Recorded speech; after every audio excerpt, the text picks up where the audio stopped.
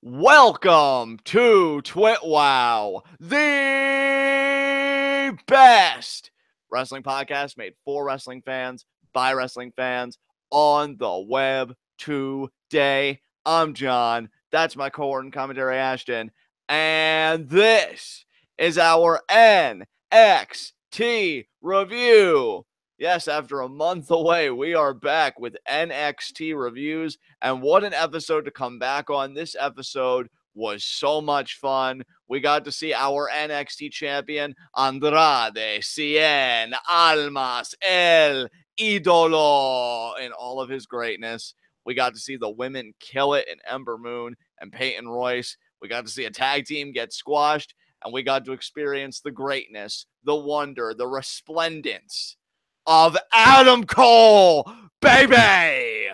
Partner, what'd you think of tonight's episode? You know, this was a really solid episode. I'm glad we came back on this. I'm disappointed in whoever made the decision for the NXT version that aired on the USA Network to not feature the Peyton Royce Ember Moon match, because to me, that was arguably the most enjoyable segment on this show. It was a really solid show. I would argue, I guess, Adam Cole versus Aleister Black was a better match, but I think that the Ember Moon Peyton Royce match, plus the following segment with the beatdown and then the interference and all that stuff, was, I would say it might even have been more entertaining. That, well, I don't know, Adam Cole is pretty glorious, but it was in contention.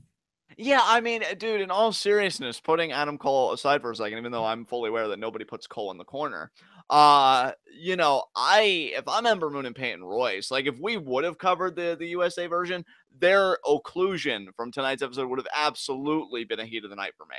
Oh, like, absolutely, yeah, and realistically, I might even say that's a heat of the night for me, just because it happened. Like, even if we're not reviewing that version of it, it's still, like, they still occluded it. Yeah, and like Peyton Royce and Ember Moon, I know for a fact on their Twitters, they promoted NXT on the USA Network.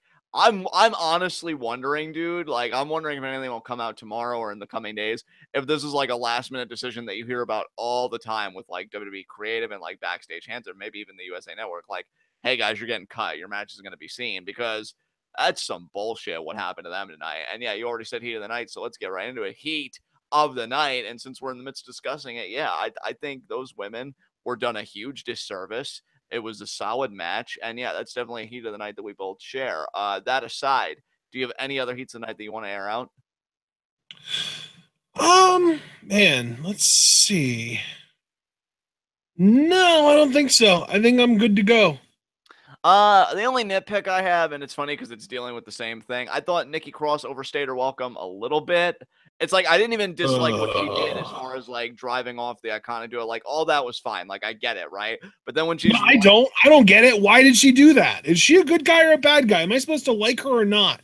But she's unpredictable. Ooh. What really kind of lost me was when she was running back and forth from one side of the ring to the other. That was completely pointless, and they tried to use that to drive the point home that, oh, she's crazy, and all it really did was just make her look like she had no clue what the hell she was doing. Imagine how amazing this character would be, though, if she was actually good at being crazy. Because that's honestly what I start to think about now every time I see her. Because I keep thinking about. Imagine how good this character would be if she was as good at playing crazy as Marty the Moth. Dude, my lifeblood right there. Yeah, man, I just felt like it overstayed its welcome a little bit. But really, the primary people involved, Ember Moon, Peyton Royce, and Billie Kay a little bit, they all did amazing. So let us get right into our NXT review. And we, of course, get, our video package. Mauro Ranallo is in just great festive holiday spirit, entering us to NXT. I love him and Nigel together. They actually did great in that women's segment. I'm telling you, everything but Nikki Cross towards the end was just amazing about that segment. But we open with Andrade Cien Almas, and he looks El Idolo. Yes, he looks so fucking good with that NXT championship. He's going one-on-one with Fabian Aichner. Not much of a match, but all the same, I just wanted to get your thoughts on it. What do you think? Yeah, I mean, it was solid. Aichner got some of his shit in, but not all of his shit in. So you got to watch out for that, because Aichner owes Andrade some shit. and then Andrade won. And really, it was a relatively quick match. I'd say probably in like the 5 to 7 minute range. And it made Andrade look like a vulnerable yet still really freaking talented champion. I think that's honestly what they're going for Yeah. because, Zelina really is like the driving force for this reign. And, that's okay because I think it shows that whatever babyface is able to overcome her, then Andrade is going to really have to kick up the ability, which we know he can. As far as Fabian Eichner goes, I want to say very quickly, I want to be stoked about this dude because between the Gargano match and then the little flurry he got here, in ring, like he's got me. Every time I know he's competing, like I'm gonna pay attention to him. I want to know what the character is here and what his promo chops are, because if he can at least make those serviceable, even I think we got at the very least a solid mid carder here, maybe even kind of flirt with the upper mid card on occasion. Like I don't know, I'm just high on the dude right now. I want to see how far he can go. This was essentially a squash, but it was a fun squash because that flurry that Eigner got at the beginning was sick. Yeah. And Andrade's hammerlock DDT, thing of beauty. It's fucking gorgeous. Nothing more you can say than that. Let's move on. Partner, what do we get after this?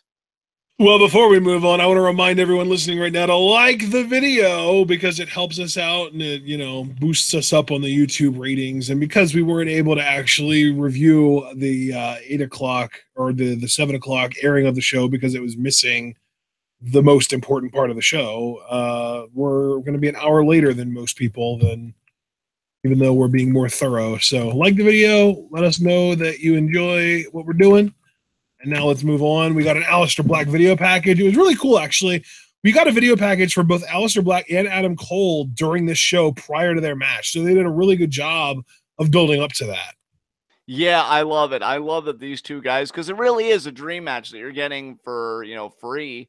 One's for the USA Network and then the WWE Network, which I mean that isn't so much free, but you get my point. Like it's not a takeover. It's a more standard part of the course episode of NXT. So it's really cool that they put the creative engine behind it, really gave them the hype. So what came after this? Then we got a Sanity promo. So it's interesting. We actually got to see all three major NXT champions tonight. Andrade opened the show. Ember Moon had a match, and Sanity here had their promo. We got to see these almost like bead looking things on Alexander Wolf's head where he was busted open on War Games. And they talked about how they were defending their titles next week against, well, I don't know if they actually used the name, but what we know as Red Dragon. Right. Yeah, I enjoyed it. I gotta tell you, man, Alexander Wolf, that headshot, it makes you kind of tense up a bit because you're like, ooh, but you know what? Aesthetically, for the rest of the promo, it was nice, especially seeing him like smiling and laughing about it. Like, they're ready to go to war again. They said as much in the promo. And I think this is the kind of stuff that can get people into Sanity, knowing that you can fight that hard, that you can incur injuries like that, which again was a focal point in the initial shot, and then saying, yeah, we're ready to do it again and we're going to finish it. So this is probably some of the best stuff related to Sanity I've seen in a while. And I am definitely looking forward to that tag title match next week. Yeah, absolutely. It should be a lot of fun. I love Red Dragon, even if I'm not the biggest fan of Bobby Fish. I can still acknowledge that he's an excellent technical performer. Absolutely. So what came after the Sanity promo? Oni Lorcan and Danny Burch versus the Authors of Pain in what was basically just an even more condensed version of Andrade and Fabian Eichner, because Oni Lorcan and Danny Burch had their little flurry of offense, their one singular hope spot, and then AOP basically squashed their asses. Yeah, that's essentially the review there. AOP wins with the last chapter on Oni Lorcan. They get the 3 count, and they're looking to stay in contention for the NXT tag titles. They're still looking dominant. They're still looking strong. And nothing more to say than that. So what came after this? After this, we had an announcement that we were going to be getting Dunn versus Bate for the UK title next week, and then we get right into our third match, Ember Moon versus Peyton Royce. You go first on this, man. What do you think about this?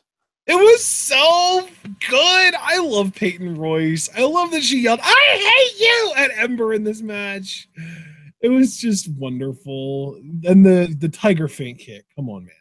Dude, fucking exceptional. Just to kind of touch on your point about the Like whole, this should have been on TV because they would have gotten to see a female and not even like a female luchador or like a stereotypical athletic female. We're talking about a white Australian woman doing a goddamn 619 Rey Mysterio style. I think that would have caught a lot of people's eyes. Oh, absolutely, dude. I definitely think this is a missed opportunity for USA Network. Yeah, It's unequivocally. unbelievable. What the hell were they thinking?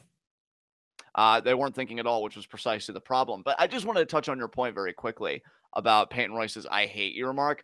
I love how, and I feel like this has been a case for a while, and it's just me being slow.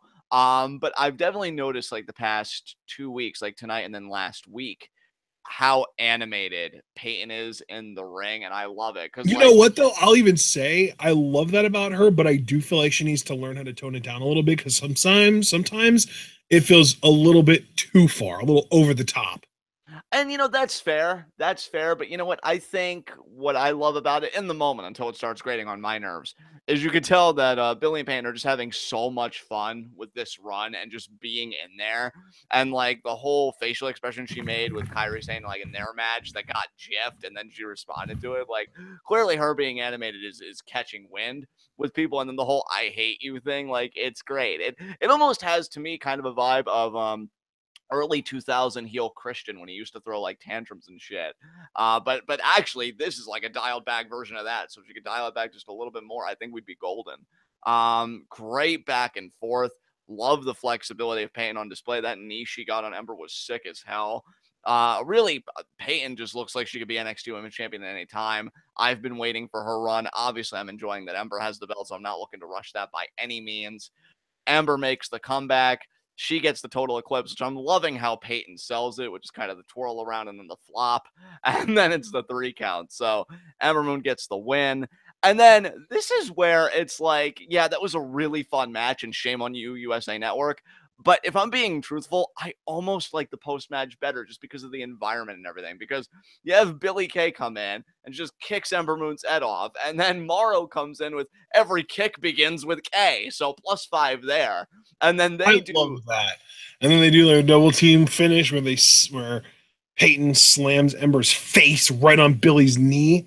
yeah, right on Peyton's knee. And then Nigel comes in, right? And says the sick knee from Sydney. I'm like, God damn, what are you people doing Yes. to me? What are They you were doing to me? so on point tonight. Dude, honestly, and I don't say this to be I really don't. Like, this is not me trying to be a dick.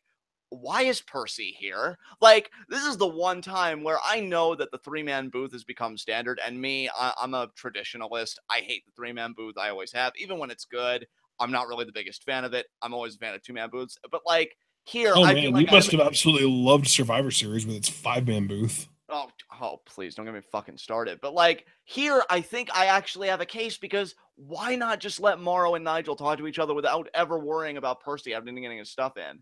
Because it's not, and for the record, I just want to say I don't even hate Percy as a person. I don't even really think he's like deplorable like Booker T is. He's just there. But like that's still a problem because then you've got Morrow and Nigel coming in with this brilliance, and then it's like Percy, say something. Man, that was just vicious, hey guys, and it's like, God damn, Percy. Um, but like, Before we move on, we did get a $5 super chat from Cliff Amal. He asks, has there been a better female heel in NXT since Sasha Banks better than Peyton Royce? And he also added that he didn't think so. And I gotta say, unless you count Asuka towards the tail end of her title run as a heel, then I'm gonna say no as well. I'll say no to that. Yeah, and especially because I think that they are very close to each other. Sasha was just bursting with that personality. I think the iconic duo is as well. So it's the best parallel you can invoke. And yeah, on those metrics, absolutely not. I think Peyton is definitely ahead of the class. Anyway, getting back to why Percy Watson shouldn't have a job. Well, yeah, I mean, and again, like I don't hate him nearly as much as like Booker T or some other commentators, but it's like he contributes nothing while Morrow and Nigel just volley the ball back and forth. Like that wordplay tonight got me fucking aroused. Like I'm like, this is what commentary should be all the time. And honestly, I don't think we have like announced Team of the Year as like one of our TWitWoW awards. But if We have a did, commentator of the year award. Well, yeah, and that's singular, and I'm not going to reveal who I gave that to because that's still a few weeks away, everybody. But if we were doing like tandem team, honestly, I love Lucha Underground to death. It would be these guys. It would be these guys because like Wow. they're so good. You'd take Morrow and Nigel over Vampiro and Striker. Absolutely, absolutely. Because Wow. and this is Well, my that's high praise right there. I mean, and this is the second moment of me being a dick. Like, I don't see an anchor dragging down another guy in Nigel and Morrow, whereas Matt is clearly Vampiro's anchor to me. And Matt does have good moments. I even praised him today on our Lucha Underground rewatch, which, guys, if you haven't watched that yet, please go back and do so if you're a Lucha Underground fan. But Oh, nobody watches that. Come on now. yeah, I know, right? I'm trying, man. But I love them together. I think they're great. I think they made this segment even better than it already was, and given the quality of talent in there, that's really saying something. And then Nikki Cross happens. She makes the save. She stares at the title, but then she's like, "Nah, I'm just gonna run around because I'm crazy, Nikki Cross. Yeah, everybody." Up and away, and then she retreats to the back while Ember's music plays, and I wonder why I'm still alive. Hey James, you still got a spot for that suicide pact? But yeah, no, it was good shit. It was good shit. Yeah. I mean, right up until Nikki Cross showed up and decided to be an attention hog. Yeah, well, which is just her nature at this point. So, is there anything else you want to say about this, brother? I don't think so. I think you pretty much touched on all the major points that I was going to make. So let's move on. Up next, we had a Street Profits vignette / video. It was a WWE.com exclusive, and they called it the first episode of Street Talking. Full disclosure here, I kind of not even blanked out. I averted this because when I saw that the first interview was a kid, like my cringe reflex or my cringe. Dude, they barely even he literally, the little kid spoke 3 words, and one of them was his own name, and the other 2 were Street Profits. That's it. Oh, okay. So how was the rest of it? It was fine. It was literally just, they were just like, we got this kid here. What's your name, little kid? And he was just like Bentley, and I think it was Montez Ford. He said the wrong name at first, and the kid corrected him. He was like, "No, Bentley," and he was like, "Oh, Bentley!" And they made this big deal, like, "Oh, he's driving one too." And then, like, yeah, they were talking about who, and they kind of did a little bit of like the New Day thing, like the who is gonna take over in 2018. And he held the mic up to the kid's mouth and he said, "Street Profits," and then they were all freaked out. That was all it was.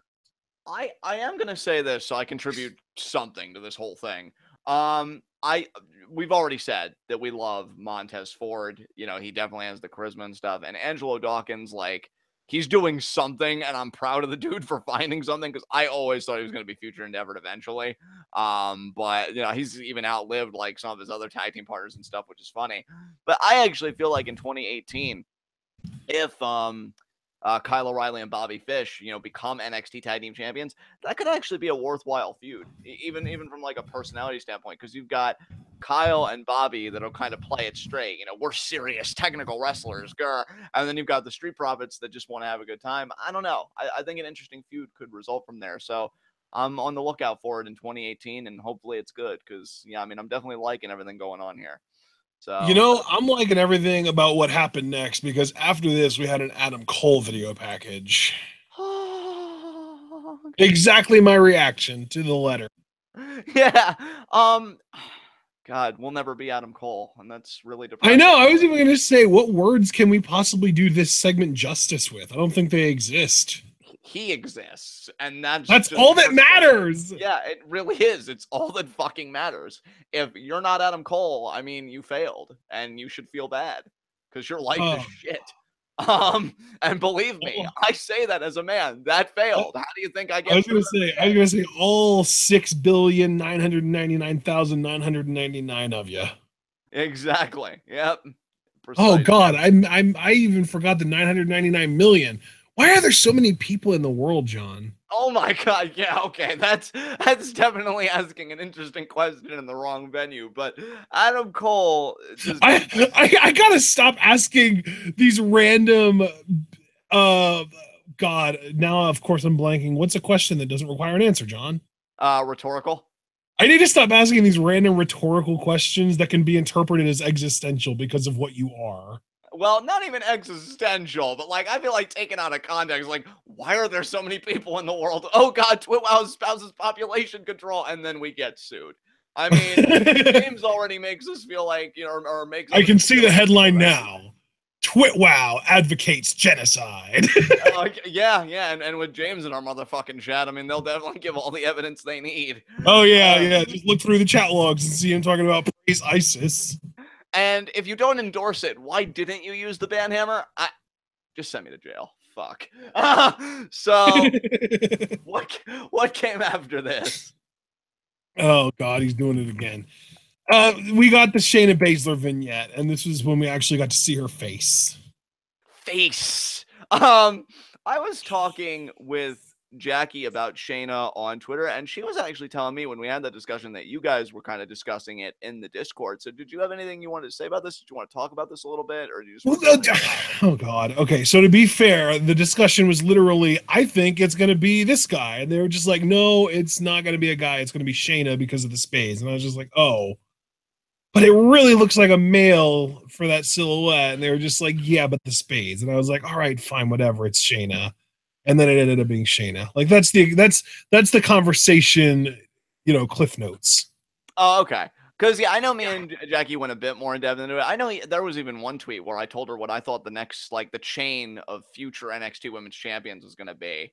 And if it wasn't... Who do you have as taking it from Ember? I think I might have actually picked Shayna for that, possibly. You know what? I wouldn't be surprised at all, but then Kyrie has to take it from her. Yeah, and I think I even put that as well. And then I think I had Nikki Cross taking it from Kyrie. Oh, ew. And then I don't know what I had after that. I'd have to go back and find the tweet to make sure. I don't want Nikki Cross to get called up, but I would sure as hell hope that by the time Kyrie's ready to drop the title, after having already won it off of Shayna, Nikki would have been called up by then. But see, that's kind of implying that Kyrie even loses in the first place. We know that nothing can defeat friendship. Oh, fuck. No, that's not what matters right now. You stop laughing right now. You suck that laugh in right now.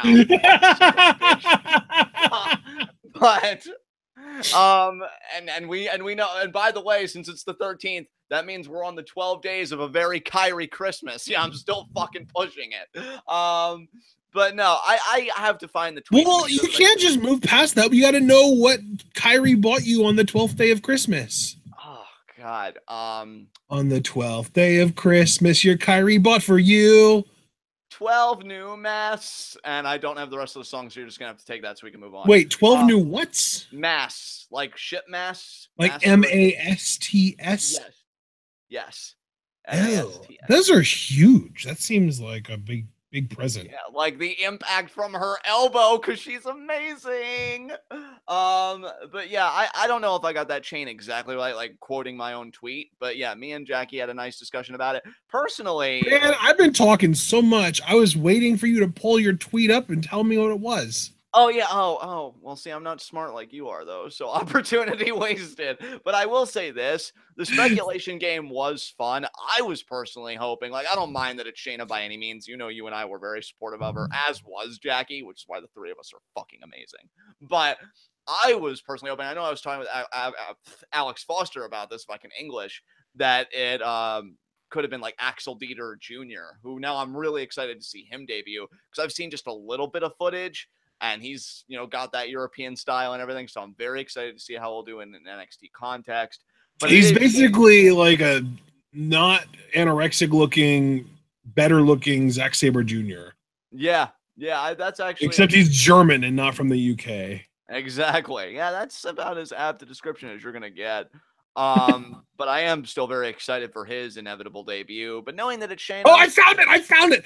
Ember, Shayna, Kyrie, Nikki, Dakota Kai, Peyton. Oh, yeah, that is who I had for beating Nikki, because I was going to say Payne. I'm like, that makes no sense. So, yeah, I gave your girl some love, dude. I see her as a future NXT Women's Champion, so yay, I guess. Yay. And then, yeah, Peyton beats her, which is kind of odd, but just go with it. Yeah, no, Peyton will definitely be on the main roster before that has an opportunity to happen. I mean, I'd like to think so, dude. I don't know anymore. Maybe Priscilla Kelly will be in WWE by then, and she can beat Dakota for the title. God, Dakota Kai versus Priscilla Kelly in NXT. Oh, my God. That would be amazing. Jesus Christ. But yeah, I mean, definitely Just like the pushing. way they treat the women's title, like by the time if you're 100% accurate with your predictions, by the time Dakota Kai wins that title, it's going to be like 2020. Yeah. And Peyton's gonna be like, "Why am I still here? Why aren't I good enough? How come you don't want me, man?" But no, she'll hopefully get called up. But yeah, it's Shayna. I'm personally excited. I think that's going to be a heel. It's going to get so much heat, especially if now, obviously, she's not going to squash Ember. Although, to be honest, I would kind of advise that they do. I would want with Ember and Shayna when they inevitably meet up, because you know what's going to happen, for them to do Brock Lesnar versus John Cena at SummerSlam, but with those two women. Yes. Like, just exactly like that. Use that match as Oh, your template, copy paste, bam. yep. And yeah, just let Shayna get that heat, because I know there are even people in our chat that have a visceral reaction to Shayna Baszler, and you need to tap into that. Yeah. And you need to tap into that shit, because I'm telling you, I'm all on the Shayna train, baby. So that was her vignette. All aboard. Toot, toot. Wow. What came after this? Well, after this was our main event of the evening, Adam Cole versus Aleister Black. Now, Ashton, you're an articulate man. I trust Am I? you to This beg is pardon? news. Yeah, and it's like, the fuck? This is news to me. I'm trusting you to espouse the glory and the amazingness that is Adam Cole. So, what did you think about this match? You know, John, every week I make Adam Cole, every week that Adam Cole's on NXT, I make Adam Cole my high spot by default. And even in Lost Here Tonight, I feel like he's earned a high spot, even besides just default by just being that by default. Because even though Aleister Black did win this match in the long run, that's just the battle. And the war is winning over the NXT universe. And Adam Cole has done that about as quickly as Aleister did in his after his debut. Yeah. I mean, I think you said everything perfectly. I mean, I do want to ask you one question, because unlike the rest of these plebs, right? You and I recognize the magnificence that is Cole. I found that win by Aleister Black to be a bit suspect, a bit dubious, and I say I that mean, because we need to realize that universal rules overturn wrestling rules, and it is a rule of the universe that you do not touch Adam Cole's face. So, by my count, Aleister Black should have been disqualified after the first strike. I mean, you're absolutely 100% right, as per usual. I was also going to allude to the fact that I kept a running count. Adam Cole said his own name 3 times in the course of that match, and we I don't know. think Aleister Black got one in. What a scrub. I know, right? And like, we all Who does know he that when think Adam he is? Cole said, what was that?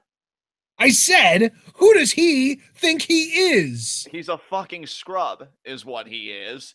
And we all know that every time Adam Cole says his own name, it, amounts to a power up.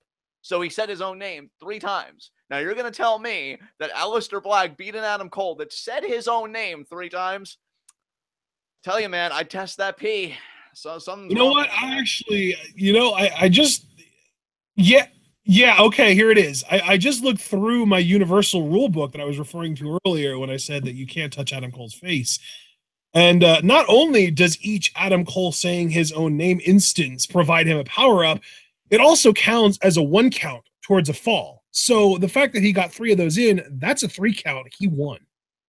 See, and this is why TwitWoW exists, folks. And by the way, I'll take this $5 super chat from James.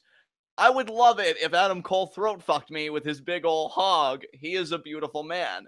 That'll never happen to you, James. And that'll never happen to me. Because compared to the beauty of Adam Cole, we're uggos.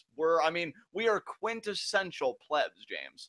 This is why you have your suicide pact. Not because life is too hard, but because you know Adam Cole will never touch you and or acknowledge your existence for as long as it perpetuates in this universe. Okay, John, you're being a little bit too visceral at this point. You're just I'm, mean. well, the greatest truths in life are always the most visceral, my I'm not friend. arguing that you're speaking truth. I'm just saying you continue to point out these horribly mean things about someone. It's going to start to really get to them. Yeah, that is true. I mean, this is how complexes are born. I should know. I'm quite a proficient gardener, as a matter of fact. But Adam Cole, loses. Oh God. Thanks to Black Mass, so Aleister Black secures his spot. Shifting to Yeah, more you know, serious. I'm gonna have to talk to one of those universal dictators that determines the rules of the universe, and I might have to do some snitching on NXT's higher ups, Yeah, you should. This is an and abomination. especially the referee that allowed this to happen. I mean, this is your job. You need to know universal rules as well as NXT rules, and you need to apply the universe's rules over the rules of NXT, and you failed to do that. So that's, Brother, yeah. I mean, as far as I'm concerned, that referee might as well just sign his pink slip now and get it done and over with because it's inevitable. Oh, dude, I was giving him the death stare the whole time because I knew it was just gonna fuck him over. And yeah, Aleister Black punches his ticket. Shifting to a more serious gear, however, I am liking how this Fatal 4-Way is shaping up because we've got Black, Gargano, and Killian Dane. And I'm just gonna call it now. Call my shot early. I think Lars Sullivan is beating Roderick Strong. I think they want to make Lars look like a big deal. And I think he's going to get his win over Roderick Strong. If Roderick wins, that's cool too. I enjoy his in-ring work, and he definitely had a great element to the Fatal 4-Way. Isn't Lars still undefeated? Yeah, he is still undefeated. Yeah, So, he's not losing a singles match. It's not going to happen. yeah, I definitely agree with you there. But that was NXT. Really fun episode. So let's get to our next segment, high spots and low shots. And you know what? I'm going to say my low shot is the tag team of Oni Lorcan and Danny Burch. Ooh. Better. So there you go. Who's your low shot?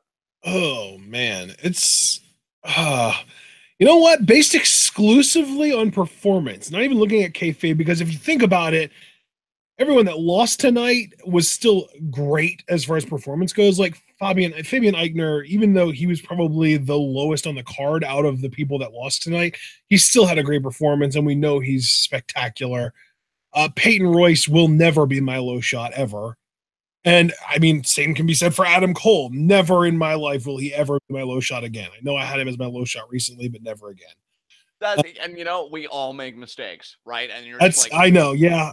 yeah. I would have to go back and review the tape to make sure it was a mistake, but based on the fact that I had Adam Cole as my low shot, it was probably a mistake. So yeah, I really do have to give my low shot based exclusively on performance, since I can't give it from a kayfabe perspective.